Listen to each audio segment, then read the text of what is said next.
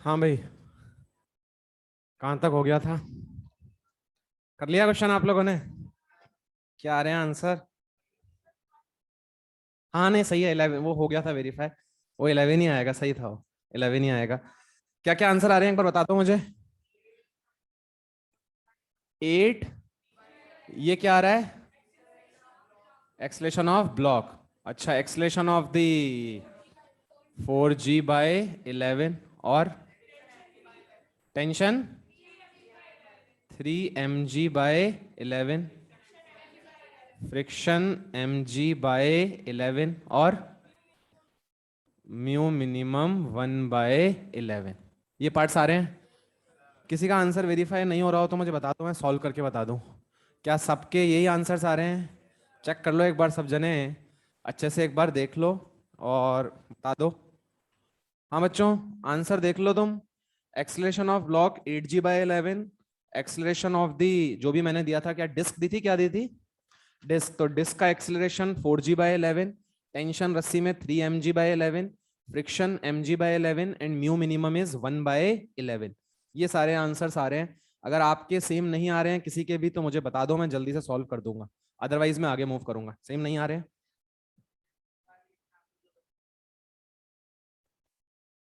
तो फिर आंसर कैसे आ गए बिना उसके? तो हाँ, तो मतलब मैं समझा नहीं क्या बोलना चाह रहे हो, वो बता दूं एक बार? हाँ हाँ, बिल्कुल बिल्कुल। भाई देखो ध्यान से। ये तुम्हारा डिस्क थी। इसके टॉप एंड से एक रस्सी जुड़ी हुई थी। ठीक है भाई। और यहाँ से एक पुली जा रही थी। ये पुली आइडियल थी। और ये एक ब्लॉक था, इसका भी मास कितना था? m। और आई थिंक डिस्क का मास भी m दिया था। तो डिस्क का मास भी कितना था? m। ये आपको डेटा गिवन था। ठीक है। अब देख बच्चे, जब ये ब्लॉक को तू रिलीज करेगा तो ये कहां जाएगा? नीचे। तो यहां से रस्सी कहां जा रही होगी? नीचे। तो यहां से रस्सी कहां जाएगी? आगे। मतलब रस्सी का ये वाला जो पॉइंट है ये ए एक्सलेरेशन से कहां जा रहा है? आगे। अब मैंने क्वेश्चन में गिवन थी कंडीशन कि there is no relative slipping anywhere. भाई यहाँ पे छोड़ के, ये आइडियल पुली थी। बाकी there is no relative slipping between rope and disc. And there is no relative slipping between disc and ground. तो बच्चे देख, डिस्क और ग्राउंड के बीच में भी रिलेटिव स्लिपिंग नहीं हो रही है तो वो कंडीशन भी सेटिस्फाई होनी चाहिए। और डिस्क और रोप के बीच में भी रिलेटिव स्लिपिंग नहीं हो रही है तो वो कंडीशन भी सेटिस्फाई होनी चाहिए। तो मान लेते हैं जब इसको रिलीज करा तो डिस्क एसी से आगे जाना चालू करती है और अल्फा से घूमना चालू करती है। तो ये डिस्क एसी से आगे जाना चालू करती है और अल्फा से घूमना चालू करती है। अब अगर यहाँ कॉन्टैक्ट पॉइंट पे स्लिपिंग नहीं होनी तो इस कॉन्टैक्ट पॉइंट के पास कितनी वेलोसिटी होंगी बोलो? दो। क्या एक तो कितने एक्सलेशन होंगे? दो। टेंजेंशियल डायरेक्शन में कितने एक्सलेशन होंगे? दो। मैं ओमेगा स्क्वायर आर में इंटरेस्टेड नहीं हूं। तो देख, एक तो क्या होगा? एसी। और एक क्या होगा बेटा बोल? Alpha R. अब मैं जानता हूं ग्राउंड के रिस्पेक्ट में अगर इसका रिलेटिव एक्सीलरेशन 0 करना है तो एसी किसके बराबर होना चाहिए? अल्फा। तो एक रिलेशन तो आ गया एसी बराबर अल्फा। और ये तो हम पढ़ के भी आए हैं, pure rolling on a fixed surface तो एसी अल्फा आर के बराबर आता है। अब ये वाला रिलेशन नया है। अब अगर तू लॉजिकली सोच तो जो तेरी डिस्क है इसके ऊपर वाले पॉइंट के पास टेंजेंशियल डायरेक्शन में कितने एक्सीलरेशन हैं? दो। एक तो एसी तो है ही, this is due to translation. और रोटेशन की वजह से कितना है बोल? Alpha r. तो ये अल्फा आर रोटेशन की वजह से। अब इससे लगी हुई जो रस्सी है, यहां पे अगर इसको रस्सी के रिस्पेक्ट में क्या नहीं होना? स्लिप। तो रस्सी कितने एक्सीलरेशन से आगे जा रही है बोल? ए। और अगर इनके बीच में रिलेटिव स्लिपिंग नहीं हो रही तो दोनों का एक्सीलरेशन क्या होना चाहिए? सेम। तो तुझे क्या लिखना चाहिए था? ए सी प्लस अल्फा आर बराबर ए। अब मैं जानता हूं एसी मैं ऑलरेडी प्रूफ कर चुका हूं किसके बराबर है? अल्फा। तो मैं यहां पे अल्फा आर की जगह क्या लिख सकता हूं? एसी। तो 2AC किसके बराबर आ गया बेटा? ए के बराबर। समझ में आया नहीं है? अब एक इक्वेशन mg-t बराबर ma। इसके लिए इक्वेशन लिख देगा, फ्रिक्शन जहां भी मानना है मान लेना। ठीक है। भी मान ले मैंने फ्रिक्शन जो है पीछे मान लिया तो T माइनस फ्रिक्शन बराबर MAC। टॉर्क की equation T into R plus friction into R बराबर आई अल्फा। आगे कर लोगे ना? सबको क्लियर तो हो गया है ना ईमानदारी से? चलिए। उसके बाद मैंने आपको रोलिंग ऑन इंक्लाइन प्लेन में कुछ बेसिक रिजल्ट्स लिखवाए थे। Velocity on reaching the bottom आ गई थी क्या? निकाल दिया था वो अपन ने। Acceleration on reaching the bottom वो भी आ गया था। और time taken to reach the bottom वो मैंने आपको निकालने को बोला था, निकाल रहा है? क्या आया है? 1/sin θ √2h/g 1 + k²/r²। तो भाई आपके रिजल्ट्स देख लो भाई, ये रिजल्ट आएंगे आपके। Velocity on reaching the bottom is √2gh 1 + k²/r²। Acceleration कितना आया था बेटा? g sin θ 1 + k²/r²। टाइम आया था 1/sin θ √2h/g 1 + k²/r²। देख लो क्या ये रिजल्ट्स आएंगे क्या? टाइम में किसी को दिक्कत है? निकाल के बताऊं क्या? कौन सी इक्वेशन यूज करी है? s = ut + ½ at²। आप v = u + at से भी निकाल सकते हैं। ये रिलेशन आ गए। अब इन तीनों रिलेशंस में ध्यान से देखो, क्या v आपकी k²/r² पर डिपेंड करेगी या नहीं करेगी? करेगी। जिस बॉडी का k²/r² क्या होगा? ज्यादा, उसकी वेलोसिटी क्या होगी? कम। जिसका k²/r² ज्यादा, उसका एक्सेलरेशन भी क्या होगा? कम। टाइम, पक्की बात है, वेलोसिटी कम, एक्सेलरेशन कम, तो टाइम क्या लगेगा? ज्यादा। तो टाइम आप देख सकते हो, जिसका k²/r² ज्यादा, उसका टाइम भी क्या होगा? ज्यादा। क्या बात समझ में आती है? क्या मुझे हर एक बॉडी का k²/r² पता है क्या? भी जो बॉडीज रोल कर सकती हैं, मैं उनका k²/r² जानता हूं। अगर हम देखें k²/r², तो k²/r² रिंग का कितना होता है बच्चे? रिंग या फिर हॉलो सिलेंडर कितना हो जाएगा? 1। डिस्क या फिर सॉलिड सिलेंडर का कितना हो जाएगा? 1/2। 1/2 मतलब क्या 0.5 लिख सकता हूं? अच्छा, हॉलो स्फीयर का 2/3। 2/3 मतलब क्या 0.67 लिख सकता हूं? सॉलिड स्फीयर 2/5 मतलब क्या लिख सकता हूं? 0.4। ऐसे क्यों लिखा मैंने? मैं एक्चुअल में कंपेयर करना चाहता हूं। तो भाई सबसे कम k²/r² किसका है? सबसे कम k²/r² किसका है? Solid sphere. तो सबसे ज्यादा वेलोसिटी किसकी होगी? सॉलिड। सबसे ज्यादा k²/r² किसका है? रिंग। तो सबसे कम वेलोसिटी किसकी होगी? रिंग। समझ में आ रहा है ना? तो जस्ट हमने उन वैल्यूज को 1/2, 2/3, 2/5 को कन्वर्ट कर लिया, जिससे हम कंपेयर कर सके कि किसका k²/r² सबसे ज्यादा होता है, किसका सबसे कम। क्या यहां तक बात क्लियर हुई क्या? सबने टाइम का एक्सप्रेशन निकाल लिया है ना? लिखो क्वेश्चन, लिखो क्वेश्चन।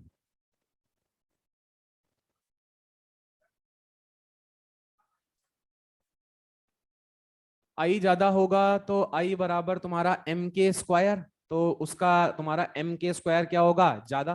तो k²/r² करोगे तो क्या आएगा? ज्यादा। ठीक है, एक ही बात है। ठीक है, लिखो। Following objects are released, following objects are released from the same inclined plane. Following objects are released from the same inclined plane. Following objects are released from the same inclined plane. लिखें ring, disc, ring, disc, ring, disc, hollow sphere, solid sphere. Ring, disc, hollow sphere, solid sphere.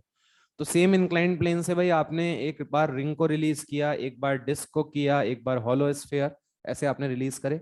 Arrange the following quantities, arrange the following quantities in descending order. Arrange the following quantities, arrange the following quantities in descending order. First है velocity. Velocity को descending order में arrange करना है, किसकी सबसे ज्यादा, किसकी कम, किसकी उससे कम। सेकंड है एक्सेलरेशन, एंड थर्ड है time taken. Velocity, acceleration and time taken.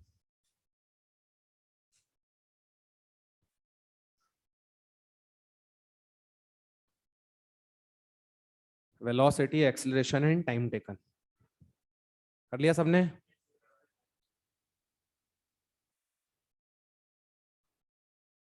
Simple. आपको इंक्लाइन प्लेन तो सेम है, मतलब एच थीटा इन सब की तो टेंशन लेनी ही नहीं है, बिकॉज सेम इंक्लाइन प्लेन है हर बार।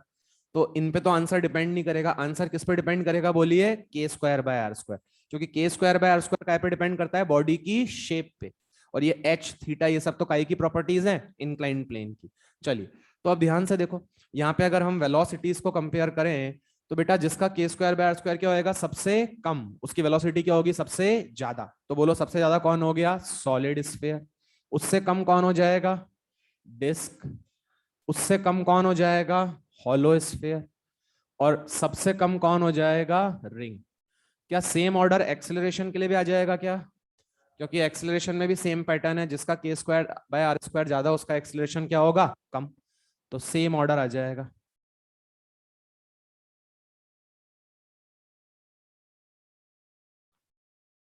क्या बात समझ में आ रही है क्या।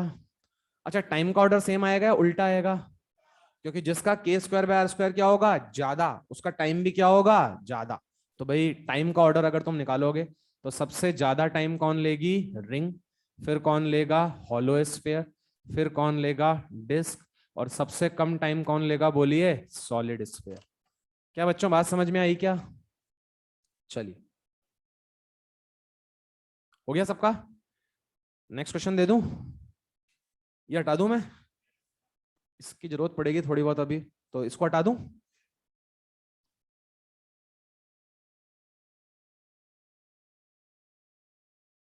लिखो, same body is released from same body is released from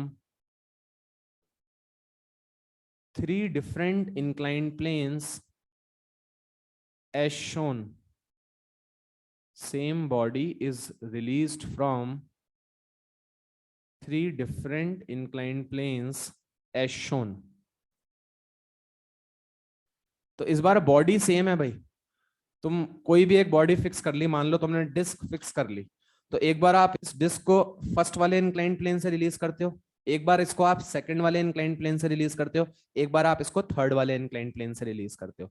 अब हमें क्या कंपेयर करना होगा, जब ये नीचे पहुंचेगी तो क्या वेलोसिटीज होंगी, क्या एक्सेलरेशन होंगे, क्या टाइम होंगे। तो अगेन आपको अरेंज करना है इन असेंडिंग डिसेंडिंग ऑर्डर, जो भी आपको करना है अरेंज कर दो। तो arrange the following quantities in descending order. Same body is released from three different inclined planes as shown. Arrange the following quantities in descending order: velocity, acceleration, time. हो गया। क्या इस बार आंसर के स्क्वायर बाय आर स्क्वायर पे depend करेगा क्या, नहीं, क्योंकि भाई हर एक बार के स्क्वायर बाय आर स्क्वायर तो क्या है, सेम। भाई बॉडी सेम रख रहे हो आप, तो के स्क्वायर बाय आर स्क्वायर तो इस बार फिक्स हो गया। इस बार आंसर डिपेंड करेगा एच पे, थीटा पे, इंक्लाइन प्लेन अलग अलग है इस बार। तो वेलोसिटी मुझे बताओ, क्या तीनों की वेलोसिटी का मैग्नीट्यूड सेम आएगा, अलग अलग आएगा, क्योंकि भाई वेलोसिटी आप देख सकते हो किस पे डिपेंड करता है, सिर्फ एच पे। तीनों ही इंक्लाइन प्लेन की हाइट क्या है, सेम। तो v1 बराबर v2 बराबर v3, ये सेल्फ अंडरस्टूड है, ये क्या है, वेलोसिटी इसके मैग्नीट्यूड, क्योंकि तीनों का डायरेक्शन क्या होगा, अलग अलग, तो ये मैग्नीट्यूड लिखे होंगे। चलिए हाँ भाई, एक्सेलरेशन को ध्यान से देख के बताओ, क्या acceleration directly proportional to theta हो गया क्या। भाई जिसका साइन थीटा ज्यादा उसका एक्सेलरेशन भी क्या होगा, ज्यादा। और साइन थीटा 0 से 90 में क्या इंक्रीजिंग फंक्शन होता है, S theta increases sine theta increases. किसका थीटा सबसे बड़ा है, बोलो 1, उससे छोटा 2, सबसे छोटा 3। तो क्या सबसे बड़ा A1 होगा क्या, फिर A2 होगा, और फिर कौन होगा, A3। तुम्हें समझ में तो आ रहा है ना। टाइम के एक्सप्रेशन को देखो, टाइम क्या थीटा के डायरेक्टली या इनवर्सली प्रोपोर्शनल, इनवर्सली प्रोपोर्शनल, क्योंकि 1 अपॉन साइन थीटा, जिसका थीटा ज्यादा उसका साइन थीटा ज्यादा उसका टाइम कम। तो सबसे कम टाइम किसका होगा, बोलिए T1, और सबसे ज्यादा टाइम किसका होगा, T3। अरे तुम्हें समझ में आता है, क्या ऐसे क्वेश्चन कर सकते हो। तुम्हें मॉड्यूल में बहुत सारे क्वेश्चन ऐसे मिलेंगे, मैं वो सब नहीं करा रहा हूँ। तुम्हें बोलेंगे एक रिंग को इंक्लाइंड प्लेन से रिलीज कर दिया, बताओ कितने टाइम में नीचे आएगी, क्या निकाल सकते हैं क्या। क्या पुट कर दोगे, K square by R square 1। Solid sphere को रिलीज कर दिया, कितने एक्सीलरेशन से नीचे आएगा, के स्क्वायर बाय आर स्क्वायर को क्या पुट कर दोगे, 2/5। अरे कर लोगे ना। तो भाई हाँ डेफिनेटली भाई, तुम जो है कैसे भी लॉजिक लगाओ भाई, मैंने तुम्हें मैथमेटिकल फॉर्मेट्स निकाल के दे दिए, बाकी डेफिनेटली फील तो कर ही सकते हो चीजों को। ठीक है चलिए आगे मूव कर जाऊं भाई। अच्छा अब यहाँ पे एक और बहुत अच्छी चीज देखो, जब हमारा स्मूथ इंक्लाइंड प्लेन होता था, आप Newton's laws of motion chapter याद करो। सपोज हम जो हमने डेरिवेशन किया था, हमने h हाइट का इंक्लाइंड प्लेन लिया था, थीटा एंगल ऑफ इंक्लिनेशन लिया था, ये सेम थीटा, ये सेम हाइट h, और ये इंक्लाइंड प्लेन रफ की जगह मैंने क्या कर दिया, स्मूथ, और ये मैंने एक ब्लॉक छोड़ दिया इस पे। पक्की बात है, ब्लॉक है तो ब्लॉक रोल तो करेगा नहीं, ब्लॉक तो कैसा मोशन करेगा, ट्रांसलेशनल मोशन। ये रिलीज कर दिया। क्या तुम्हें याद है इसका एक्सेलरेशन जी साइन थीटा आता था? याद क्या दिख ही रहा है, इसका एक्सेलरेशन क्या आएगा, जी साइन थीटा। जब ये नीचे पहुंचता था क्या इसकी वेलोसिटी √2gh आती थी क्या? भाई अभी इसके पास क्या है बोलो, पोटेंशियल एनर्जी कितनी है बोलो, mgh।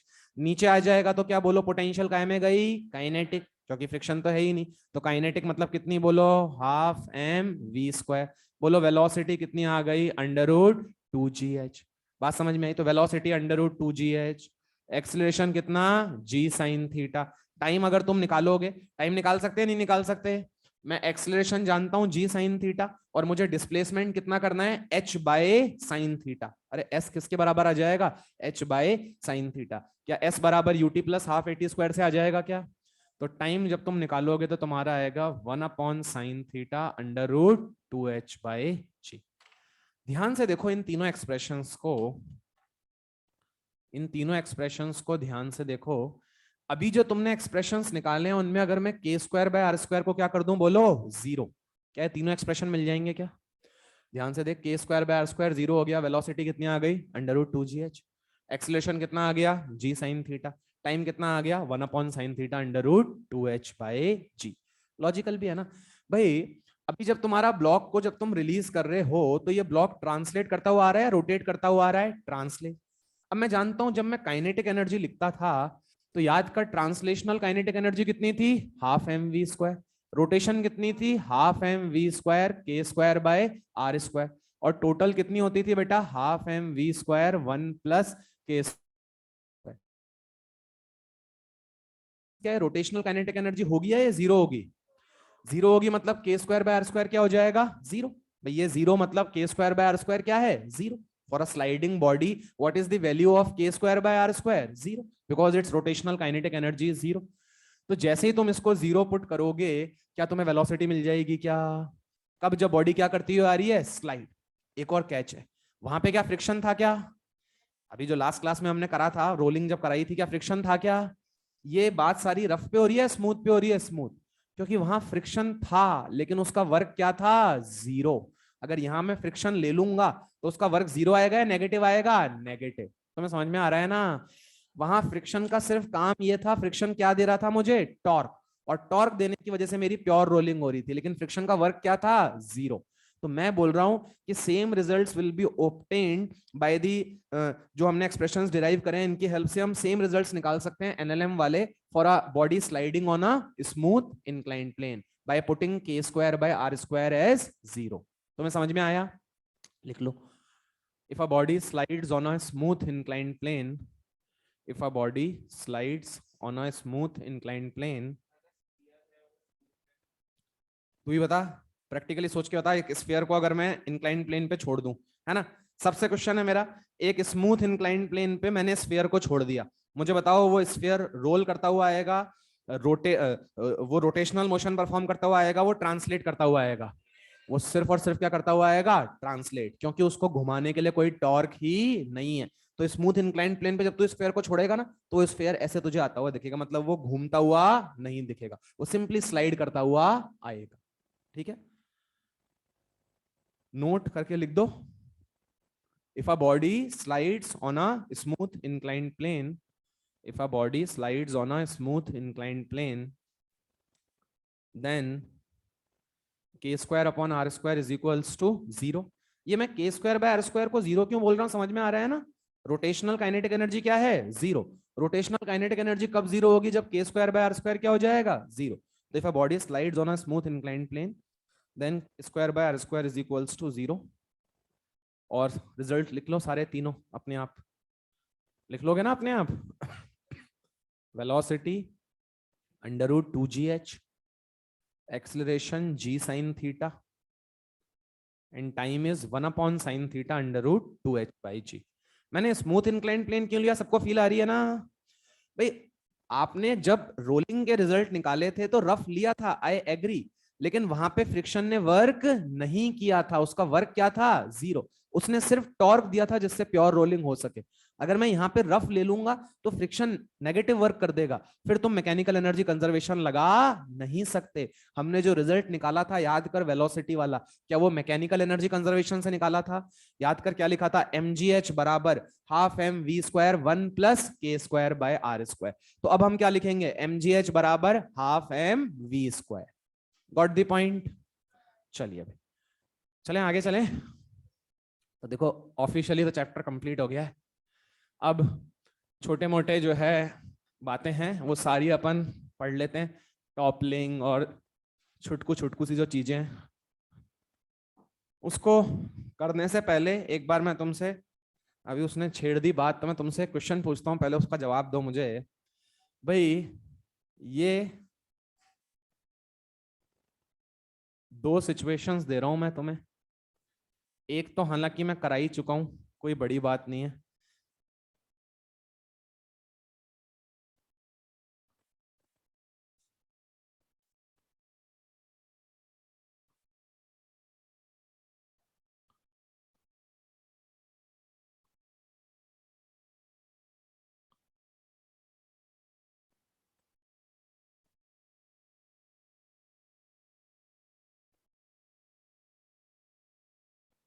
हाँ भाई देखो ध्यान से, क्या है, दो सिचुएशंस हैं। एक बार हमने एक रफ इंक्लाइंड प्लेन लिया है और यहां से बॉडी को क्या करा है, रिलीज किया है। और एक बार हमने ये इंक्लाइंड प्लेन लिया है, यहां से भी हमने बॉडी को प्योर रोलिंग की कंडीशन में छोड़ा है। प्योर रोलिंग की कंडीशन में छोड़ा है, इसका मतलब समझ में आता है? अभी वी नॉट किसके बराबर है, प्योर रोलिंग की कंडीशन में छोड़ा है, तो वी नॉट किसके बराबर है, ओमेगा आर। प्योर रोलिंग की कंडीशन क्या होती है, v बराबर ओमेगा आर। जब मैंने इस डिस्क को यहाँ पे इस इंक्लाइंड प्लेन पे छोड़ा, मैंने इसको कुछ वेलोसिटी दी और मैंने इसको कुछ ओमेगा भी दिया, सच दैट v किसके बराबर है, ओमेगा आर। तो ये अभी जो आपने डिस्क छोड़ी है या जो भी बॉडी आपने छोड़ी है, ये अभी किस स्टेट में है बोलिए, प्योर रोलिंग। अब तुम चाहते हो कि दोनों ही केसेस में प्योर रोलिंग क्या रहे, मेंटेन।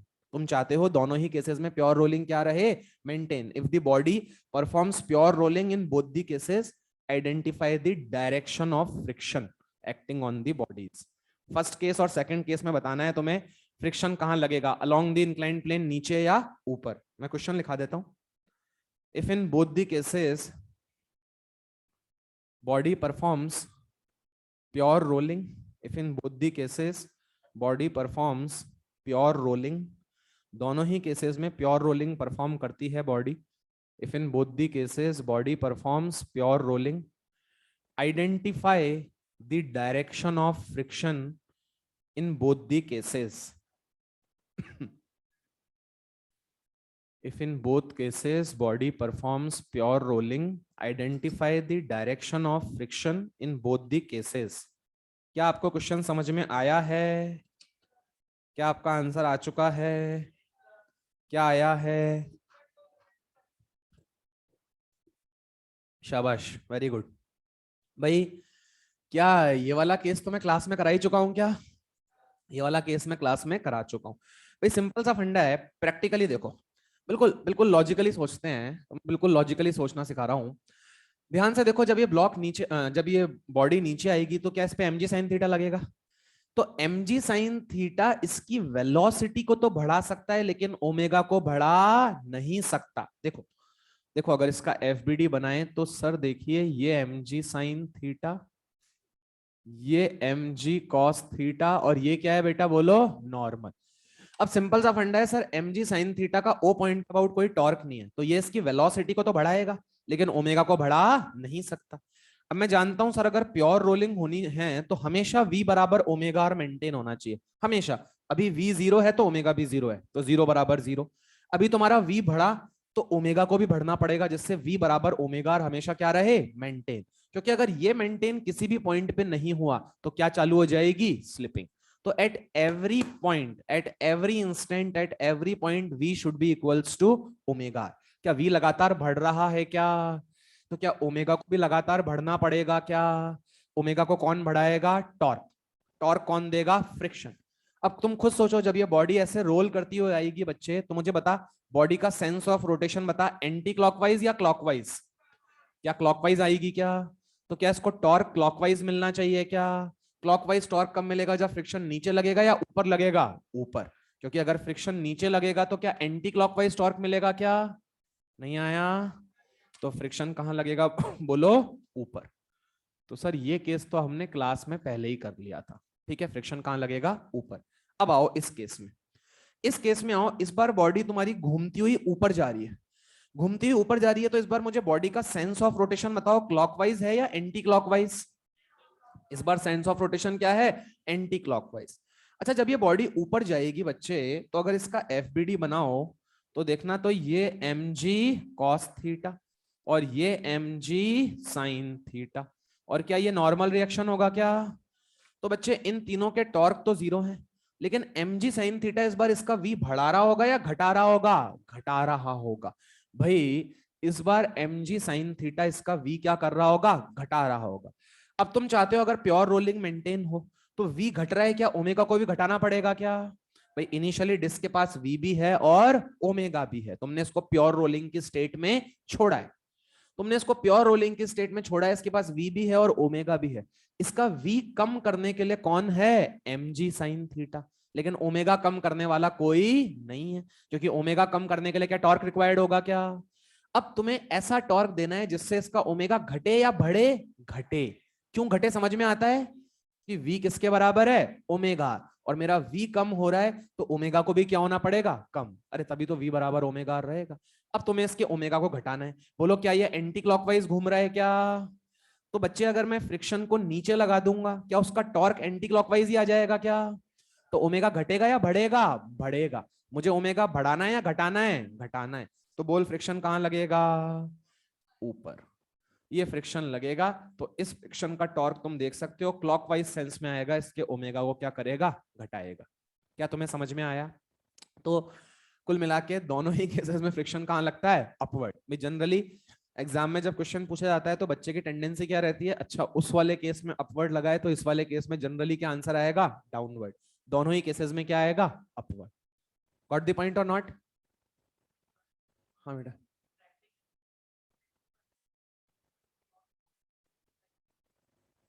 अगर जो है if there is sufficient friction, भाई इसमें भी कंडीशन ही है ना, अपन म्यू मिनिमम निकालते हैं, तो अगर मान ले फ्रिक्शन सफिशिएंट है ही नहीं तब तो नहीं करेगा, और तू बोल रहा है कि सफिशिएंट फ्रिक्शन है तो डेफिनेटली प्योर रोलिंग ही करेगा, 100% करेगा। ठीक है बच्चों, बात क्लियर हुई या नहीं हुई? मुझे बताओ इंक्लाइंड प्लेन पे क्या प्योर रोलिंग हो सकती है विदाउट फ्रिक्शन? क्या इंक्लाइंड प्लेन पे प्योर रोलिंग हो सकती है क्या विदाउट फ्रिक्शन? पॉसिबल ही नहीं है। देखो प्रैक्टिकली फील करो, अभी देखो मैंने जब डिस्क को छोड़ा तो मैंने इसको प्योर रोलिंग की स्टेट में छोड़ा, मतलब मैंने इस डिस्क को कुछ v भी दिया और मैंने इसको कुछ ओमेगा भी दिया, और मैंने दोनों को इस तरह से दिया कि v किसके बराबर था? ओमेगा। मैंने इसको छोड़ दिया। अब लेकिन दिक्कत यह कि जैसे ही ये इंक्लाइंड प्लेन पे चढ़ना चालू करेगी इसका v क्या होना लगेगा? कम। अब अगर ये स्मूथ इंक्लाइंड प्लेन होता तो v तो इसका कम होता। v कौन कम कर रहा है बेटा? mg sin theta. लेकिन क्या इसका ओमेगा कम होता क्या? नहीं, ओमेगा को कोई चेंज करने वाला नहीं है। तो अगर ये स्मूथ इंक्लाइंड प्लेन होता, क्या ये प्योर रोलिंग कर पाता क्या? नहीं।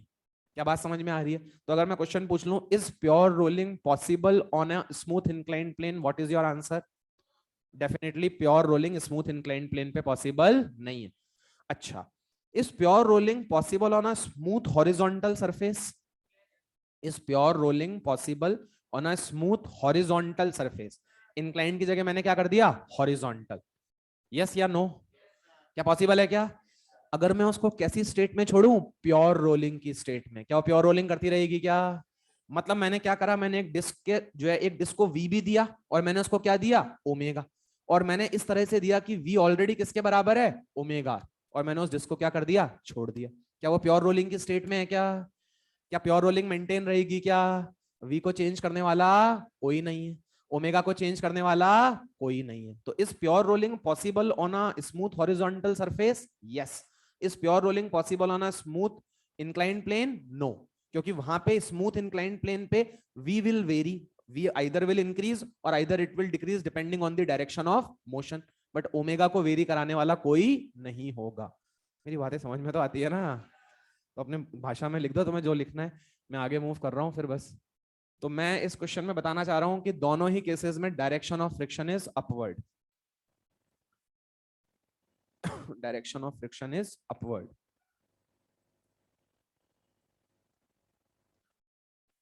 Direction of friction in both the cases is upward. और इस तरह के क्वेश्चन अगर पूछ लिए जाएं, क्या स्मूथ हॉरिजॉन्टल सरफेस पे प्योर रोलिंग पॉसिबल है? हाँ है। अगर आप उसको ऑलरेडी प्योर रोलिंग की स्टेट में छोड़ दोगे तो वो प्योर रोलिंग करती रहेगी। चलिए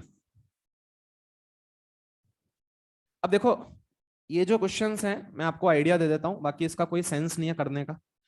भाई जो आपने कंजर्वेशन ऑफ मैकेनिकल एनर्जी पढ़ा था उस पे बेस्ड क्वेश्चन यहाँ पे बनाए जा सकते हैं। बस अंतर क्या आएगा, वहां पे काइनेटिक एनर्जी क्या लिखते थे, हाफ एम वी स्क्वायर। यहाँ पे बॉडी रोल करेगी तो यहाँ टोटल काइनेटिक एनर्जी क्या होगी, half M V square 1 + k² by R square. जैसे सपोज करो, जैसे मान लो मैं तुम्हें बोल देता कि एक बॉडी जो है वो रोल करती हुई जा रही है, इसको हमने मान लो v0 वेलोसिटी दी है। मैं तुमसे पूछता, इसको कुछ भी ले लो तुम, सॉलिड स्फीयर ले लो, सॉलिड स्फीयर। मैं तुमसे पूछता इसको कम से कम कितनी वेलोसिटी दूं so that it just reaches the height h, and it is given कि it performs pure rolling throughout the journey. तो आप ये बनाओ, फिर मैं क्वेश्चन लिखा देता हूं। Find minimum value of v0, find minimum value of v0, find minimum value of v0 so that it just reaches height h. Find minimum value of v0 so that it just reaches height h. Assume pure rolling throughout the motion. Assume pure rolling throughout the motion. क्या बेटा? हाँ हाँ definitely, यहाँ पे ये condition given है आपको। लिख लो r is very very small than h। ठीक है, हम पोटेंशियल एनर्जी को सीधे mgh ले लेंगे। ठीक है, आ रहा है सबका, आ रहा है सबको समझ में आ रहा है? ऐसा क्वेश्चन कराने की जरूरत है क्या? भाई कुछ भी नहीं करना नया। भाई body performs pure rolling throughout the motion, मतलब बॉडी कैसा मोशन परफॉर्म करती जा रही है, रोलिंग। मतलब इसके पास इनिशियली रोलिंग काइनेटिक एनर्जी होगी, और प्योर रोलिंग करती हुई जा रही है मतलब कोई वर्क डन बाय फ्रिक्शन नहीं होगा। अरे अगर स्लिपिंग ही नहीं हो रही है तो प्योर रोलिंग में फ्रिक्शन का वर्क क्या होता है, जीरो। डेफिनेटली ये तुम्हें गिवन है कि ये रफ है, उसकी तुम्हें चिंता नहीं लेनी कि सर स्मूथ पे तो हो ही नहीं सकती, बिल्कुल नहीं हो सकती। ये रफ इंक्लाइंड प्लेन है, तुम्हें गिवन है क्वेश्चन में। ठीक है, तो भाई रफ इंक्लाइंड प्लेन था, क्वेश्चन में दे दिया body performs pure rolling throughout the motion, मतलब sir there is no work done by the friction, तो कोई नॉन कंजर्वेटिव फोर्स का वर्क नहीं है, मतलब मैकेनिकल एनर्जी क्या कर सकते हो, कंजर्व। तो लिख दो यू इनिशियल, अच्छा, प्लस के इनिशियल बराबर यू फाइनल प्लस के फाइनल। अच्छा यहाँ पे एक और चीज जो देव पूछ रहा था कि सर यहाँ पे ये हमें अज्यूम करना पड़ेगा कि इस डिस्क का रेडियस इसकी हाइट के मुकाबले क्या है, नेग्लिजिबल। बिकॉज पोटेंशियल एनर्जी की जब आप बात करोगे ना तो डेफिनेटली हम क्या मानेंगे, नेग्लिजिबल। ठीक है, तो आप सिंपली बोल दो इनिशियल पोटेंशियल एनर्जी तो जीरो है। काइनेटिक एनर्जी क्या लिखूं, half M V square, half M V square plus 1 + k² by R square. अरे समझ में तो आता है ना? और पोटेंशियल एनर्जी क्या हो जाएगी, mgh, और फाइनल काइनेटिक एनर्जी क्या हो जाएगी, जीरो। क्यों जीरो, समझ में आता है? बिकॉज मैं चाहता हूं कि मिनिमम वेलोसिटी दूं जिससे कि जस्ट वो h हाइट तक पहुंच सके। बस सॉल्व कर लो। Half M we naught square क्या दिया है मैंने, सॉलिड स्फीयर, तो 1 + 2/5 कितना हो जाएगा, 7/5 बराबर mgh। तो यहां से तुम्हारा वी नॉट आ गया 10gh/7।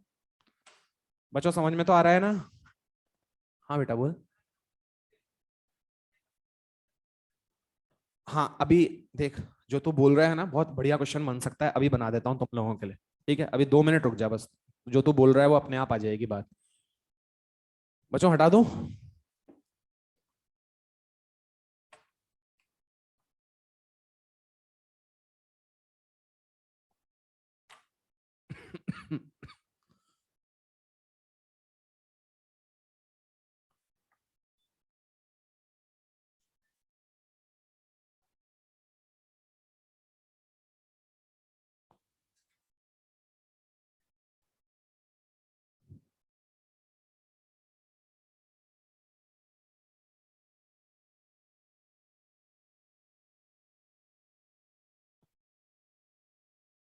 देखो दो सिचुएशंस हैं, दोनों बिल्कुल सेम है, दोनों इंक्लाइंड प्लेन जो है वो ऑलमोस्ट क्या है, बिल्कुल सेम, दोनों सेम है बिल्कुल। हमने एक बॉडी को रोल करता हुआ, प्योर रोलिंग की कंडीशन में हमने एक बॉडी को दोनों पे छोड़ा, सेम बॉडी को छोड़ा है हमने, कुछ भी ले लो तुम, इसको मान लो डिस्क लेना चाहते हो तो डिस्क ले लो। तो मैंने सेम बॉडी को प्योर रोलिंग की स्टेट में, प्योर रोलिंग की स्टेट में मतलब जिस समय मैंने छोड़ा था इसको, वी नॉट किसके बराबर था, ओमेगा नॉट आर। मैंने छोड़ा, एक बार मैंने उसको छोड़ा रफ पे, एक बार मैंने उसको छोड़ा स्मूथ पे। हमें हाइट कंपेयर करनी है कि भाई find the height reached by the disc in both the cases. इसको फर्स्ट बोल देता हूं, इसको सेकंड बोल देता हूं। आपको H1 H2 कंपेयर करना है। H1 is equals to H2, H1 greater than H2, H1 less than H2। Question सबको क्लियर हो रहा है ना? तो एक बार कर लो आप। Very good.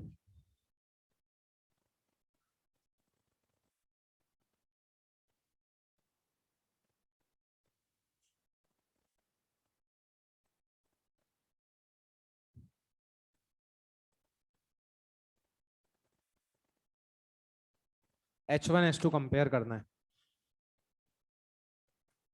Same body is released on two inclined planes with initially in the condition of pure rolling. One inclined plane is smooth, one is rough. Find the maximum height reached by both the bodies in the two cases. तो ये आपको बताना है। अच्छा, जो rough है ये self understood है कि there is sufficient friction available for pure rolling. Rough वाले में हम ये मान के चलेंगे कि सफिशिएंट फ्रिक्शन है प्योर रोलिंग के लिए। भाई रफ देने का मतलब ही है, नहीं नहीं बस तुम तो मुझे बताओ H1 H2 में कौन बड़ा कौन छोटा। ठीक है, H1 बड़ा। क्या तुम्हें समझ में आता है?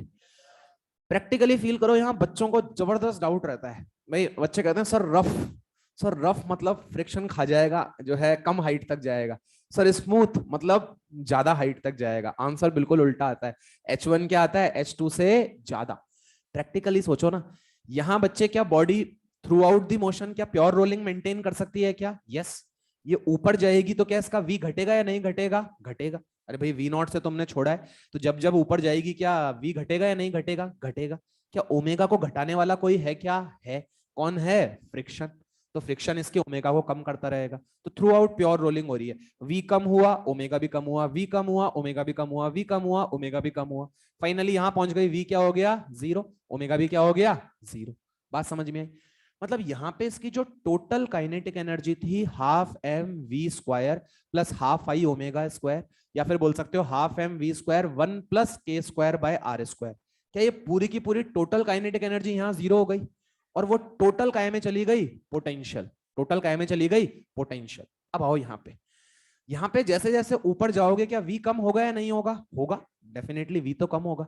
लेकिन क्या लगता है इसका ओमेगा कम होगा या सेम रहेगा? सेम। इसका ओमेगा कम करने वाला कोई नहीं है। मतलब ये ऊपर जा रहा है, इसका वी कम हो रहा है, लेकिन इसके घूमने का जो सेंस है, जो घूमने का स्पीड है, वो चेंज नहीं हो रही। जब ये टॉप मोस्ट पॉइंट पे पहुंच जाएगा, क्या लगता है ये रेस्ट पे होगा या अभी भी घूम रहा होगा? अभी भी घूम रहा होगा। मतलब अभी इसकी वेलोसिटी जीरो हो गई है, लेकिन अभी भी इसका ओमेगा कितना है? Omega naught. मतलब टॉप मोस्ट पॉइंट पे भी ये ओमेगा नॉट से क्या कर रहा होगा? घूम रहा होगा। तो इस केस में टोटल काइनेटिक एनर्जी पोटेंशियल में कन्वर्ट हुई या सिर्फ ट्रांसलेशनल काइनेटिक एनर्जी पोटेंशियल में? क्या तुम्हें समझ में आता है क्या? बात समझ में आ रही है नहीं आ रही है? तो डेफिनेटली यहाँ पे तुम्हारी टोटल कन्वर्ट हो गई है, जबकि वहां पे ट्रांसलेशनल का कुछ फ्रैक्शन काय में कन्वर्ट हुआ है?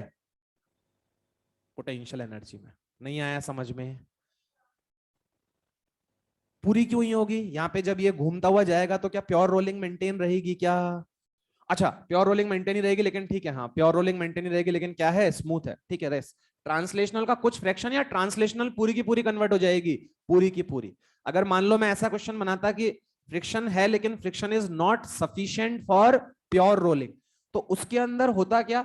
उसके अंदर ट्रांसलेशनल का कुछ फ्रैक्शन काय में कन्वर्ट होता?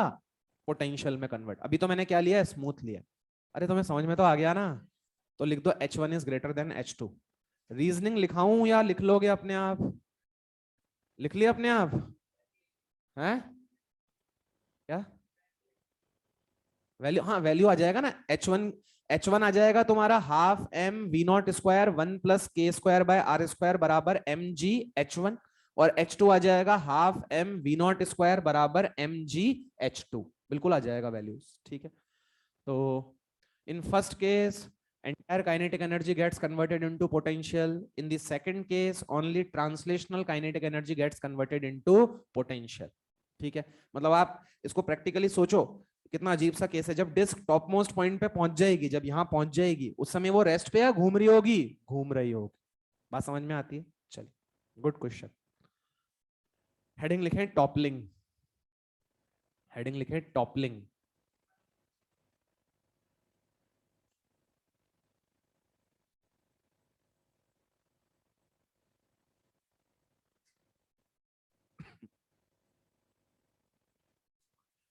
चले भाई, करें, स्टार्ट करें। चलो आओ टॉपलिंग समझते हैं। टॉपलिंग इज बेसिकली पलटना, ठीक है।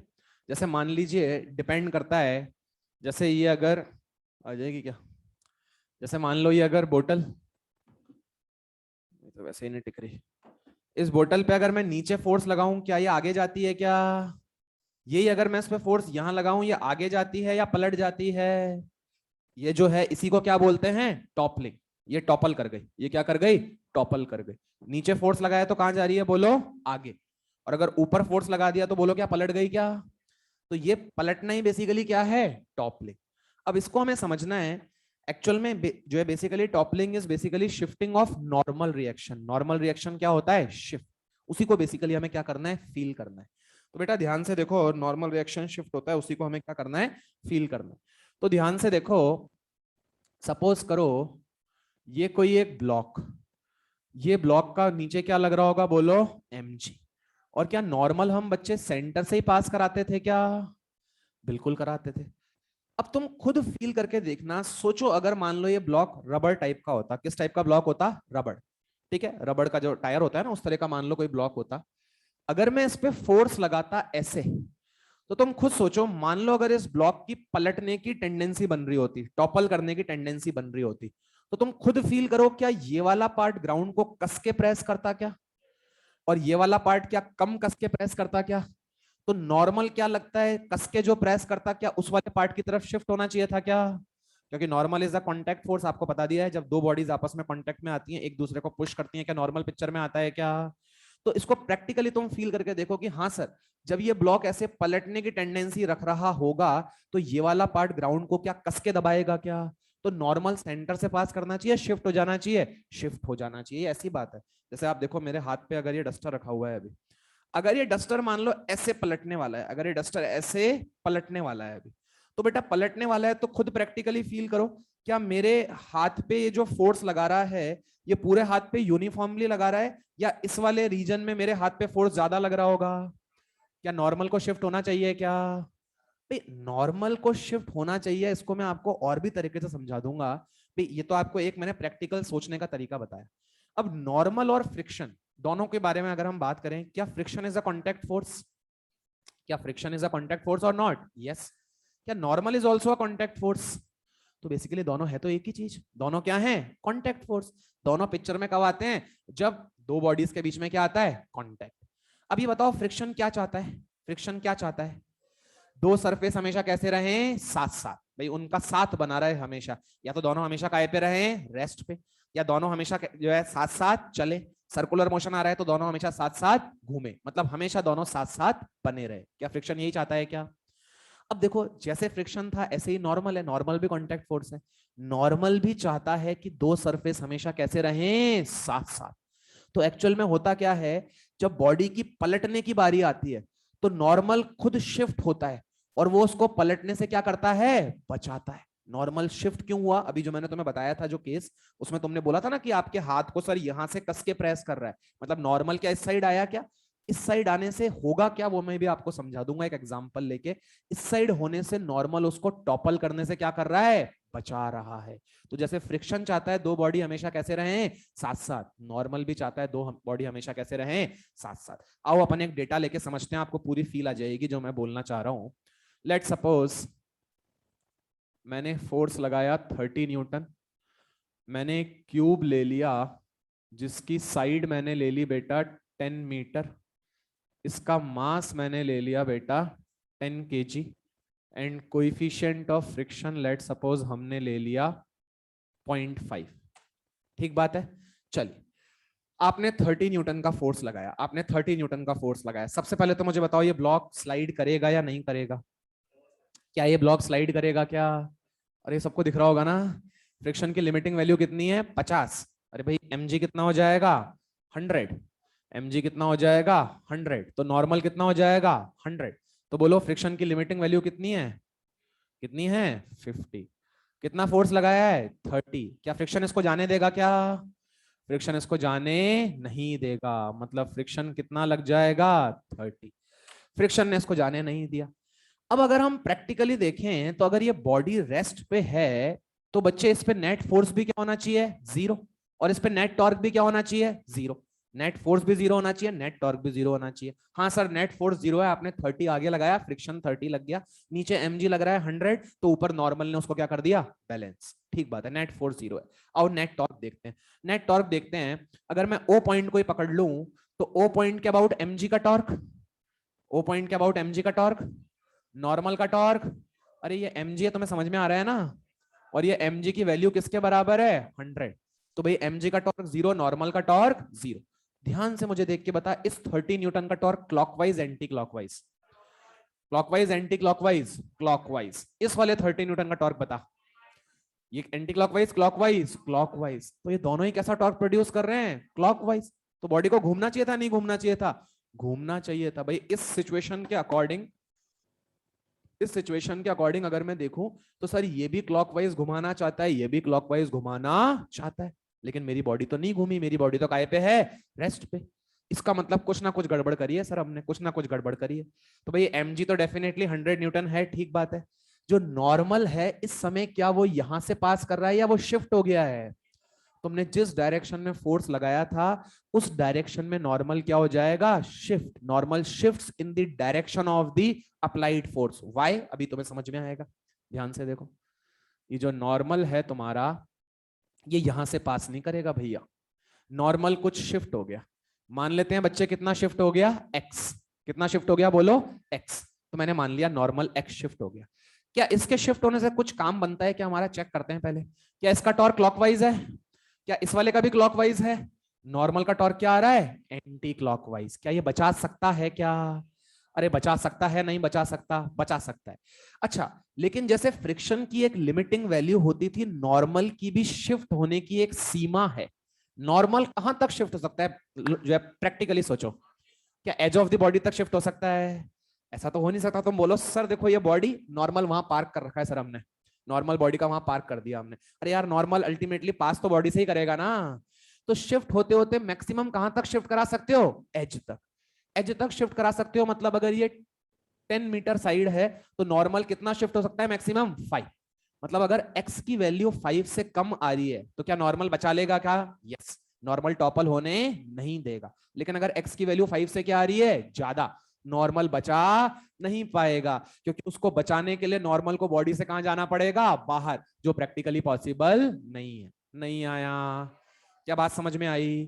तो भाई एक्चुअल में हो क्या रहा है कि सर जब हम फोर्स लगाते हैं तो अभी तक हम नॉर्मल को सर हमेशा सेंटर से पास कराते थे, लेकिन एक्चुअल में सर नॉर्मल भी शिफ्ट होता है। नॉर्मल और फ्रिक्शन दोनों एक ही फैमिली को बिलोंग करते हैं, दोनों ही क्या हैं, कांटेक्ट फोर्स हैं। तो जैसे फ्रिक्शन की इच्छा रहती थी हमेशा कि दो सरफेस हमेशा कैसे रहें, साथ साथ, तो भाई फ्रिक्शन ने बोला कि भाई दो सरफेस हमेशा साथ साथ रहने चाहिए। 30 लगा, फ्रिक्शन 30 लग गया। फ्रिक्शन कह रहा है मैंने तो मेरा काम कर दिया भाई, मैंने तो उसको आगे जाने नहीं दिया। अब किसकी बारी आएगी, नॉर्मल की। अब नॉर्मल को काम संभालना है, अगर उसको पलटने नहीं देना तो नॉर्मल को भी क्या होना पड़ेगा, शिफ्ट होना पड़ेगा। तो मैंने मान लिया लेट सपोज नॉर्मल कितना शिफ्ट हो गया, x। अब मैं x की वैल्यू निकाल के देख लूंगा। अगर x की वैल्यू बोलो बच्चे 5 से क्या आ रही होगी, ज्यादा, मतलब इसको बचाने के लिए नॉर्मल को 5 से ज्यादा शिफ्ट होना पड़ेगा, तब जाके बच पाएगा, जो पॉसिबल नहीं है। और अगर 5 से कम आएगी तो डेफिनेटली पॉसिबल है। Got the concept? आइए अपन एक्स निकालते हैं। अपन एक्स निकालते हैं तो हम मानते हैं कि भाई अगर अभी तक ब्लॉक हमारा टॉपल नहीं किया है तो बोलो नेट टॉर्क क्या होना चाहिए? 0। तो भाई अगर ब्लॉक टॉपल नहीं किया है, for block not to topple net torque about point O क्या होना चाहिए? बोलिए 0। चलो ओ पॉइंट के अबाउट मुझे टॉर्क बताओ, किस किस के टॉर्क आएंगे? क्या फ्रिक्शन का टॉर्क आएगा, क्या एफ का टॉर्क आएगा, और क्या नॉर्मल का टॉर्क आएगा? चलो फ्रिक्शन का टॉर्क बताओ मुझे, क्या लिखूं? फ्रिक्शन का टॉर्क बताओ मुझे, क्या लिखूं? 30 इंटू 5। क्या माइनस साइन के साथ लिख दूं? क्लॉकवाइज को क्या ले लेता हूं? नेगेटिव। अरे समझ में तो आ रहा है ना? क्लॉकवाइज को क्या ले लेता हूं? नेगेटिव। क्या ये भी क्लॉकवाइज है क्या? चलो मुझे बता दो, तुम लोग बता दो। -30 into 5 plus -30 into 5 plus normal का टॉर्क बोलो, nx इज इक्वल्स टू 0। क्या nx हो जाएगा क्या टॉर्क? और n की वैल्यू किसके बराबर है? 100। n की वैल्यू किसके बराबर है? 100। तुम्हें समझ में तो आ रहा है ना? तो बोलो कितना हो गया? 150 150 300। क्या nx बराबर 300 आ गया क्या? क्या n मेरा 100 है क्या? तो x कितना आ गया? 3 मीटर। बताना तो क्या ब्लॉक बच पाएगा या पलट जाएगा? ब्लॉक बच पाएगा, ब्लॉक बच जाएगा। क्यों बच जाएगा? क्योंकि x कितना आ रहा है? 3। नॉर्मल अगर 3 मीटर तक शिफ्ट हो गया तो वो आपके ब्लॉक को क्या कर लेगा? बचा लेगा। अच्छा मैक्सिमम नॉर्मल कितना शिफ्ट हो सकता था? 5। अगर मान ले x 5 से क्या आ जाता? बड़ा, तो क्या ब्लॉक तुम्हारा टॉपल कर जाता? क्या 100% तुम्हारा ब्लॉक क्या कर जाता? टॉपल। और x इज इक्वल्स टू 5 अगर आ जाता तो वो कौन सा इंस्टेंट होता? जस्ट टॉपलिंग वाला इंस्टेंट होता। वो वाला वो कहलाता instant of toppling. Block is just about to topple. वही वाली चीज बन जाती जो तुमने एनएलएम फ्रिक्शन में पढ़ा था कि मिनिमम फोर्स लगाओ जिससे कि ब्लॉक जस्ट चल जाए, या मैक्सिमम फोर्स लगाएं जिससे कि ब्लॉक ना चले। क्या एक ही बात होती थी क्या दोनों? तो भाई तुम बोलोगे कि जब x 5 हो जाएगा तो या तो ब्लॉक टॉपल कर गया है या जस्ट करने वाला है। एक ही बात मानेंगे उसको। ठीक है, कॉपी कर लो, कोई डाउट हो पूछ लो। फ्रिक्शन जो नहीं, फ्रिक्शन नॉन यूनिफॉर्म क्यों होगा? फोर्स तो तुमने 30 कांस्टेंट लगाया ना? नहीं नहीं नहीं नहीं, उससे क्या मतलब है? नहीं, फ्रिक्शन की लिमिटिंग वैल्यू नॉर्मल पे डिपेंड करती है। जो फ्रिक्शन की लिमिटिंग वैल्यू होती है वो नॉर्मल पे डिपेंड करती है। फ्रिक्शन तो सरफेस के अलोंग लगता है ना भाई। फ्रिक्शन किसकी प्रॉपर्टी है? सरफेस की प्रॉपर्टी है। तो वो लिमिटिंग जो फ्रिक्शन है, अगर पक्की बात है ना, अगर मैं इस बेंच पे किताब को रख दूं और उसके ऊपर मैं खड़ा हो जाऊं, अब मैं बोलूं इस किताब को खिसका आगे, क्या फ्रिक्शन ज्यादा लगेगा या नहीं लगेगा? लगेगा। क्योंकि लिमिटिंग वैल्यू ऑफ फ्रिक्शन क्या हो गई है? बढ़ गई है। ठीक है, definitely limiting value of friction क्या हो गई है? बढ़ गई है। तो जो तू फोर्स लगा रहा है, जो फ्रिक्शन में वेरिएशन आ रहा है, वो उसकी लिमिटिंग वैल्यू पे आ रहा है। हम जो देखेंगे, हम तो इतना जानते हैं 30 न्यूटन फोर्स लग रहा है, तो फ्रिक्शन की लिमिटिंग वैल्यू अगर 50 है, अगर मेरा फोर्स 50 से कम होगा तो डेफिनेटली फ्रिक्शन बचा लेगा। हाँ हाँ हाँ बिल्कुल बिल्कुल बिल्कुल बिल्कुल बिल्कुल। हम्म। नहीं, लेकिन वो सारे क्यूमुलेटिव फोर्सेस जो हैं वो अलोंग दिस लाइन ही है ना डेफिनेटली। हाँ हाँ हाँ डेफिनेटली भाई, डेफिनेटली जो ये वाले पार्टिकल्स हैं इनकी बॉन्डिंग क्या हो गई है? ज्यादा हो गई है। तो इन वाले पार्टिकल्स पे फ्रिक्शन क्या है? ज्यादा। लेकिन उसकी लाइन ऑफ एक्शन जो रहेगी वो क्या रहेगी? सेम 100%। जो कि आगे वाले पार्टिकल्स की ज्यादा बॉन्डिंग हो गई है। बिल्कुल। अभी सब निकाल देंगे, अभी तेरे सामने सब निकाल देंगे। तू ही बता देगा मुझे पहले स्लाइडिंग होगी पहले टॉपलिंग होगी, अभी सब निकाल देते हैं। भाई व्हाट ही वाज आस्किंग कि सर ऐसा भी तो हो सकता है ब्लॉक टॉपल करने से पहले ही क्या कर जाए? स्लाइड। या ऐसा भी हो सकता है स्लाइड करने से पहले क्या कर जाए? टॉपल। अभी सब निकाल के दे देता हूं तुम्हें। 460 लगा दिया तो भाई जो है हो सकता है 64। भाई हम करेंगे क्या, हम टॉपलिंग के लिए फोर्स कैलकुलेट कर लेंगे, अभी निकाल के बता देंगे जनरल एक्सप्रेशन। स्लाइडिंग के लिए कर लेंगे।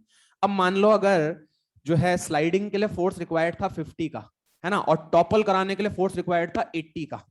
तुमने 60 फोर्स लगाया तो पहले क्या हो जाएगी? Sliding. First sliding will happen, and जब 80 को क्रॉस कर जाएगा तो टॉपल भी कर जाएगा। ठीक है, ऐसे ही उल्टा भी कर सकते हो भाई, तुम टॉपलिंग के लिए फोर्स क्या रख दो? कम, और स्लाइडिंग के लिए क्या रख दो? ज्यादा। समझ में आया बच्चे? चलो अब मैं जो तुम बोल रहे हो दोनों मैं तुम्हें करके बता देता हूँ ना। ये एग्जाम्पल कॉपी कर लो, इस एग्जाम्पल से फील आ जाएगी। टॉपलिंग में थोड़ी बहुत बातें लिखना चाहो तो लिख लो, टॉपलिंग हेडिंग उसके नीचे लिख लो। Shifting, when an external force is applied on a body when an external force is applied on a body, normal shifts in the direction of the applied force. When an external force is applied on the body, normal shifts in the direction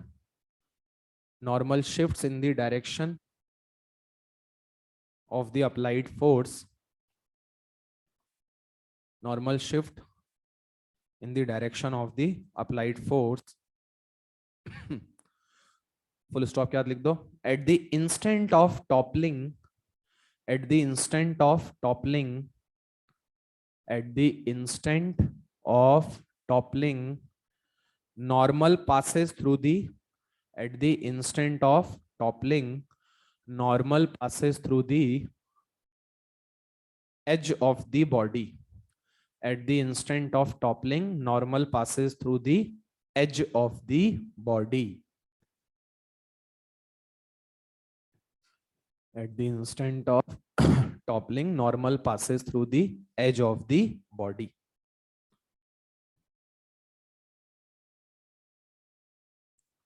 चलो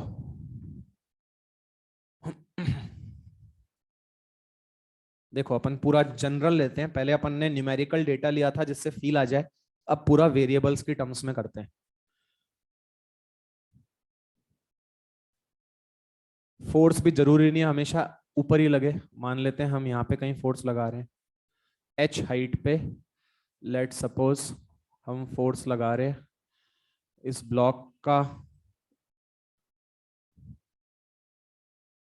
मास हम ले लेते हैं m और side हम ले लेते हैं a, ठीक है, और फोर्स हम ले लेते हैं if f is less than mu m, if f is less than mu mg।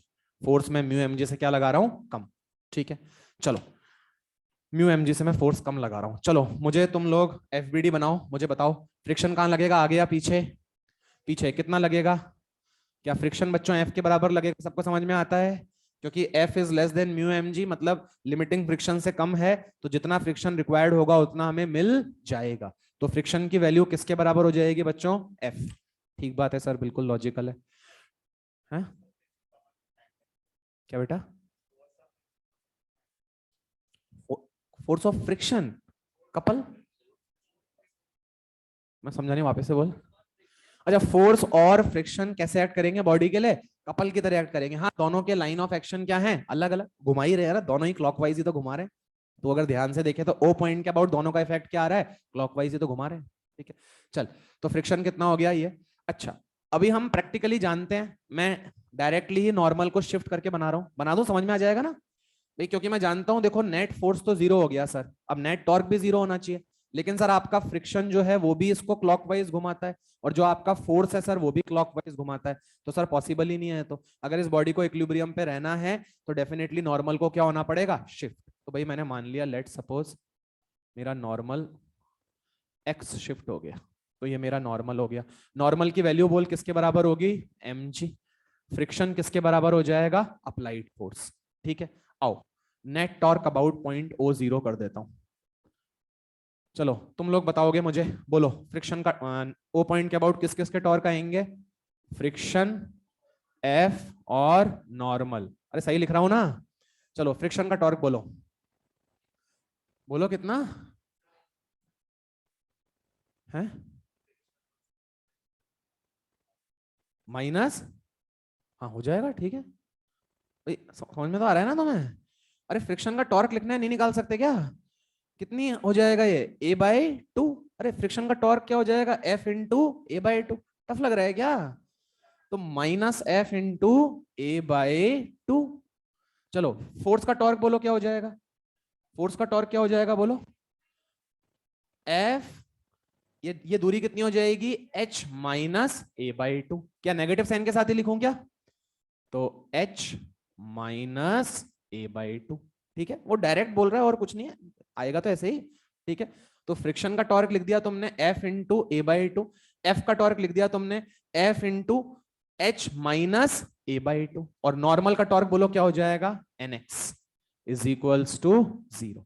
अरे मैं सही लिख रहा हूं ना, चलो भाई, तो ये आपका निकल के आ गया।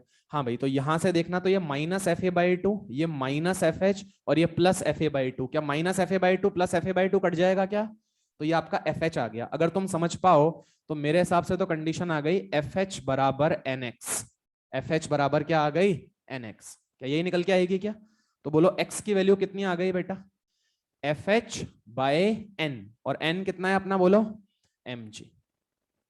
तो ये तुम्हारा x की वैल्यू निकल के आ गई, ये तुम्हारी x की वैल्यू निकल के आ गई।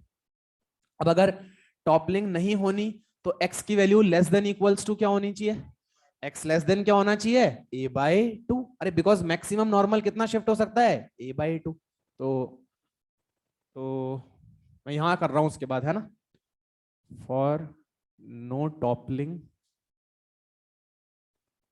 x should be less than a by 2, x is fh upon mg should be less than a by 2, तो f यहां से आ गया less than equal, less than mg a by 2h।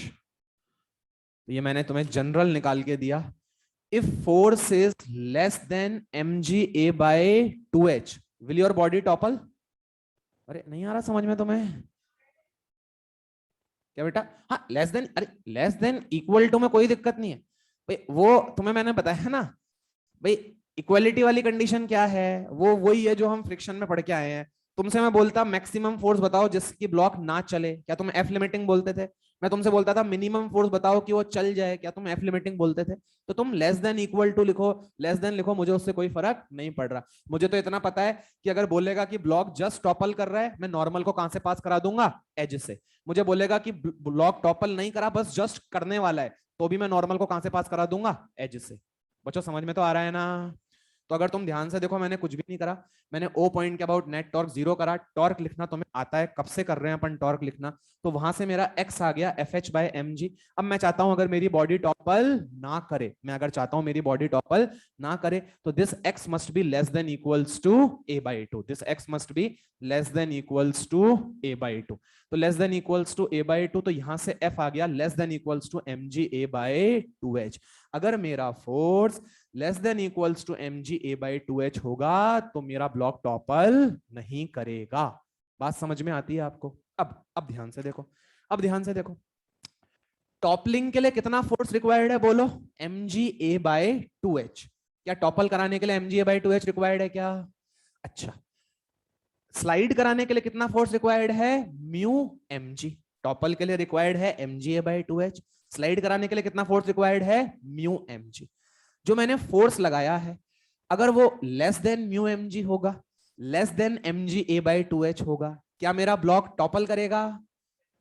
अगर मैंने जो फोर्स लगा, तुम कैसे कैसे हो गए हो तुम लोग, अगर मैंने जो फोर्स लगाया है वो म्यू एम जी से भी क्या होगा, छोटा, और वो M ji A by two H से भी क्या होगा, छोटा, तो बच्चे क्या ब्लॉक टॉपल करेगा, क्या ब्लॉक स्लाइड करेगा, ये तो पूछ रहा हूं मैं। Block will neither topple nor slide if your force is less than mu M G and it is also less than M ji A by two H, so block will neither slide and block will neither topple. अरे तुम्हें समझ में आता है, अच्छा। अब तुमसे पूछा जाए बताओ पहले टॉपलिंग होगी या पहले स्लाइडिंग होगी, तो भाई हम फोर्स को इंक्रीज कर रहे हैं कर रहे हैं कर रहे हैं कर रहे हैं कर रहे हैं, हमसे पूछा जाए बताओ पहले क्या होएगा, पहले ब्लॉक स्लाइड कर जाएगा या पहले टॉपल कर जाएगा, तो बच्चे if M ji A by two H is less than, if mga by 2h is less than mu mg, block will first topple and then slide।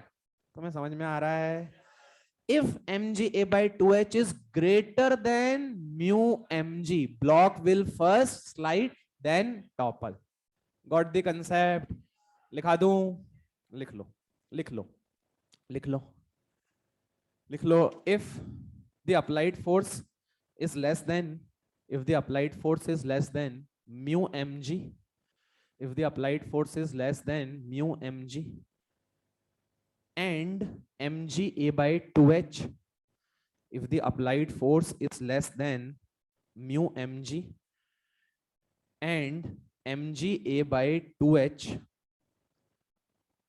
block will neither slide nor topple. Block will neither slide nor topple if the applied force is less than mu mg and less than mga by 2h. Block will neither slide nor topple. अब लिखो condition for toppling before sliding. Condition for toppling before sliding. Slide करने से पहले ही क्या हो जाए? पलट जाए. स्लाइड करने से पहले ही पलट जाए. तो उसके लिए स्लाइड करने से पहले ही पलटना है, तो mg a by 2h को किससे कम होना पड़ेगा? Mu mg. तो लिख दो mg a by 2h less than mu mg.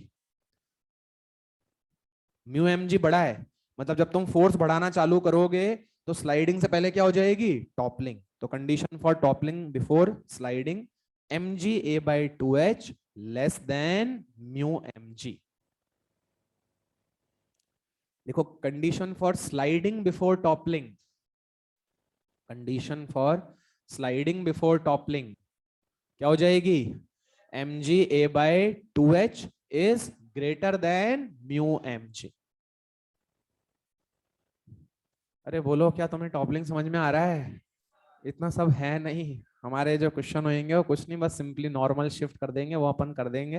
लेकिन ठीक है, हम अगर दिमाग लगा के सोचें तो ये टफ नहीं है. थोड़ा सा अगर आप देखो तो आपने सब चीज पढ़ रखी है, उसी को बस केवल रिलेट करके मैंने बता दिया है और मैंने कोई भारी काम नहीं किया. क्वेश्चन दे दूं आपको? हो जाएगा?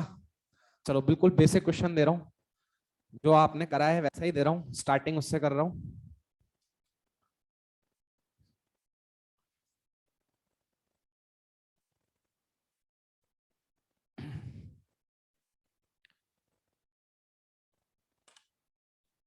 हाँ भाई, ये एक ब्लॉक है, 40 न्यूटन का फोर्स है, साइड है 2 मीटर, मास है 10 kg, म्यू है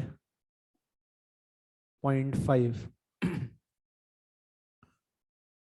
पहले तो बताओ आप, ब्लॉक विल टॉपल और स्लाइड, मतलब स्लाइड करेगा, टॉपल करेगा, या दोनों में से कुछ नहीं करेगा.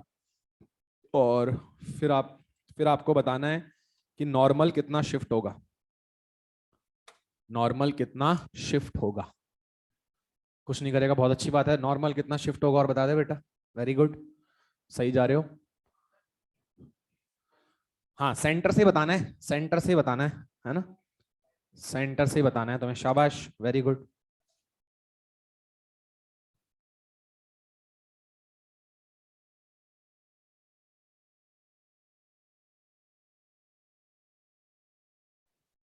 मैंने तुम्हें सूडो फोर्स पढ़ाया था ना. सूडो फोर्स के बारे में मैंने 3 चीजें बोली थी. एक तो उसका मैग्नीट्यूड. मैग्नीट्यूड होता है mass of the body into acceleration of frame. मैंने तुम्हें बोला था direction opposite to the acceleration of frame. क्या मैंने पॉइंट ऑफ एप्लीकेशन भी बताया था? क्या मैंने बताया था? आज नोट्स जाके देखना, मैंने 3 चीजें बोली थी. पॉइंट ऑफ एप्लीकेशन क्या होता है? Centre of mass of the body. किसका point of application? Pseudo force का. ठीक है, तो ध्यान से देखो, ये एक ट्रक है, ये सरफेस तुम्हारा रफ है, इस पे एक सिलेंडर रखा हुआ है जिसका मास m है और रेडियस r है. एक सिलेंडर है जिसका मास m है और रेडियस r है, और ये ट्रक आगे जा रहा है बच्चे v बराबर alpha plus beta T square velocity से. नॉन यूनिफॉर्म वेलोसिटी से आगे जा रहा है, नॉन यूनिफॉर्म वेलोसिटी से आगे जा रहा है. v बराबर alpha plus beta T square velocity से आगे जा रहा है. नॉन यूनिफॉर्म वेलोसिटी है, तो मैं दिख रही होगी. तो बच्चे क्वेश्चन यही है, विल दी ब्लॉक टॉपल और नॉट. विल दी ब्लॉक, या ऐसा करो, मैं तुम्हें डेटा नहीं दे रहा, तो तुम ऐसा कर दो, विल दी ब्लॉक टॉपल और नॉट की जगह कर दो find the time after which block topples. Find the time after which block topples. कितने टाइम के बाद ब्लॉक टॉपल कर जाएगा. टॉपल टॉपल जब कर जाएगा तब नॉर्मल कहां से शिफ्ट कर रहा, नॉर्मल कहां से पास कर रहा होगा? एज से. ठीक है, रफ दे दिया बस केवल. है हाइट h ले लो, है ना? हाइट h ले लो.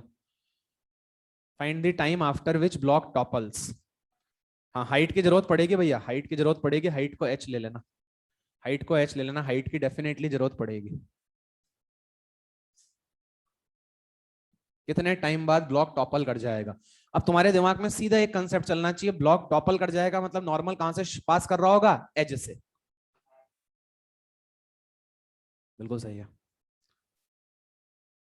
अब दिमाग लगाना, देखो सूडो फोर्स लगेगा पीछे, तो नॉर्मल कहां शिफ्ट होगा, आगे या पीछे, पीछे। नॉर्मल पीछे शिफ्ट होगा इस बार, प्रैक्टिकली फील करके देख लो तुम।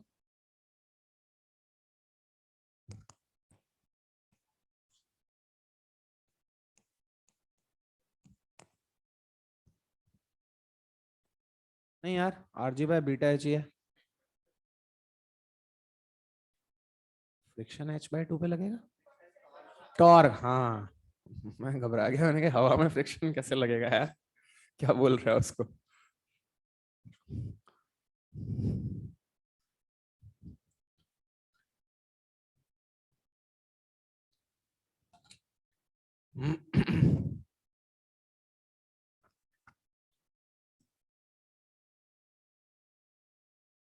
चलो देखो ध्यान से देखो, सबसे पहले तो हमें क्या इस ट्रक का एक्सेलरेशन निकालना चाहिए क्या, बिकॉज मैं जानता हूं मैं ट्रक में चीटा बन के बैठ जाऊंगा भाई।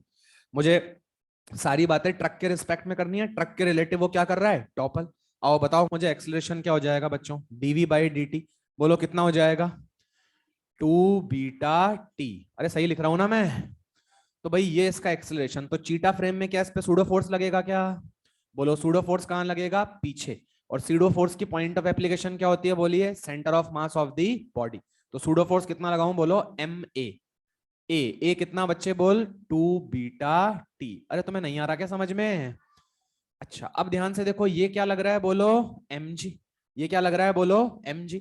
अच्छा ब्लॉक की स्लिप करने की टेंडेंसी कहां बनेगी, बोलो आगे। तो फ्रिक्शन कहां लगेगा, पीछे। अब बुद्धि लगाओ, अगर मैं ओ पॉइंट के अबाउट देखूं तो mg और सूडो का तो टॉर्क 0 है, लेकिन इस फ्रिक्शन को अगर ध्यान से देखो तो फ्रिक्शन इसको ओ पॉइंट के अबाउट ध्यान से देखो, क्या एंटी क्लॉकवाइज घुमा रहा है क्या, तो नॉर्मल को क्या होना पड़ेगा, शिफ्ट। अब बुद्धि लगाना, क्या नॉर्मल राइट साइड शिफ्ट होगा या लेफ्ट साइड शिफ्ट होगा, राइट कहां शिफ्ट होगा, लेफ्ट साइड। क्योंकि अगर राइट साइड शिफ्ट हो जाएगा तो क्या नॉर्मल का टॉर्क भी एंटी क्लॉकवाइज आ जाएगा क्या। ध्यान से देख, फ्रिक्शन का टॉर्क एंटी क्लॉकवाइज, नॉर्मल का भी क्या आ जाएगा, एंटी क्लॉकवाइज। वैसे भी तो मैं क्या लाइन लिखाई है मैंने, normal shift in the direction of the applied force. तो फोर्स कहां लगा है, बोल पीछे, तो नॉर्मल कहां शिफ्ट होगा, पीछे। तो मैं समझ में आता है।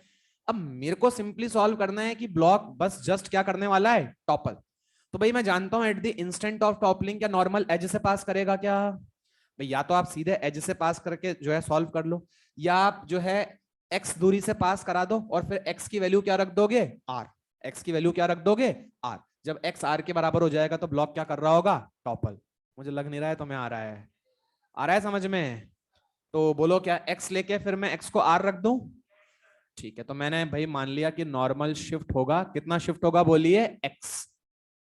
चलो तो भाई net torque about point O में क्या कर रहा हूं, 0। मतलब मैं निकाल रहा हूं कंडीशन फॉर नो टॉपलिंग, मैं नो टॉपलिंग की कंडीशन निकाल रहा हूं, उससे मैं टॉपलिंग की कंडीशन निकालूंगा। तो net torque about point O 0। बोलो किस किसके टॉर्क आएंगे, जल्दी बोलो किसके टॉर्क आएंगे, बोलो फ्रिक्शन और नॉर्मल। अच्छा फ्रिक्शन किसके बराबर हो जाएगा, बोलो m टाइम्स 2βt। तो friction is m times 2βt।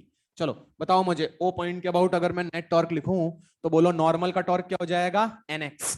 क्या नॉर्मल का सेंस क्लॉकवाइज है क्या, तो माइनस nx प्लस फ्रिक्शन का टॉर्क क्या हो जाएगा बच्चे जल्दी से बोलो, m टाइम्स 2βt इंटू ये दूरी कितनी होगी बच्चे, h/2।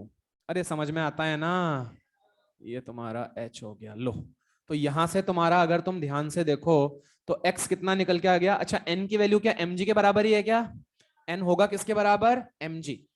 मैं कर दूं सीधे, n को mg रख दिया, क्या mm कट जाएगा क्या। तो ध्यान से देखना, तो ये 2 2 कट चुका है, क्या आ गया देखो, बीटा टी h बाय g। सही लिखा है क्या मैंने, ये x निकल के आ गया। तो दिस इज x। अब मैं जानता हूं जब जस्ट टॉपलिंग हो रही होगी, हमसे क्या बोला जा रहा है, ब्लॉक जस्ट टॉपल्स।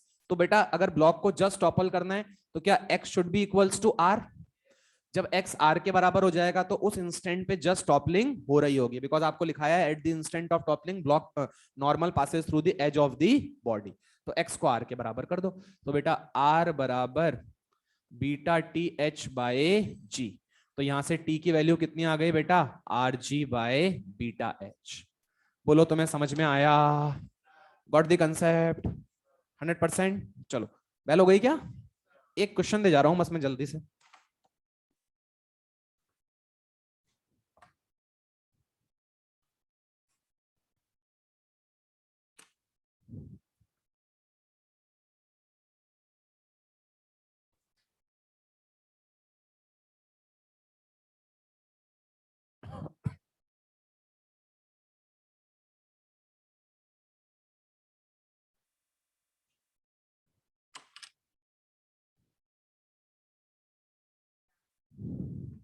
कोई समझ समझ में तो आ गया ना तुझे?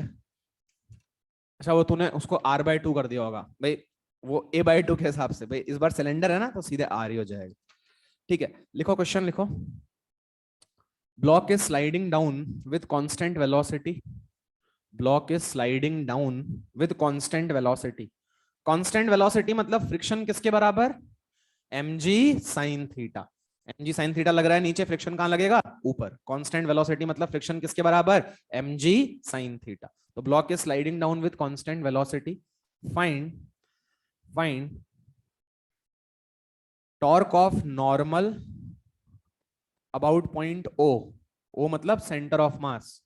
नॉर्मल का टॉर्क ओ के अबाउट, नॉर्मल का टॉर्क ओ के अबाउट, एंड एक्स। एक्स समझते हो ना, नॉर्मल कितना शिफ्ट हुआ, कहां से मेजर करना है, ओ से, जहां से हम करते आए हैं, ओ से मेजर करना है। मैं तुम्हें फास्ट तो नहीं लगता ना, तुम्हें समझ में आ जाता है, मेरी फ्रीक्वेंसी तो तुम्हारी फ्रीक्वेंसी मैच हो जाती है। चलो ठीक है, चलो भाई, okay, bye bye, Radhe Radhe. शाबाश। हाँ सही है।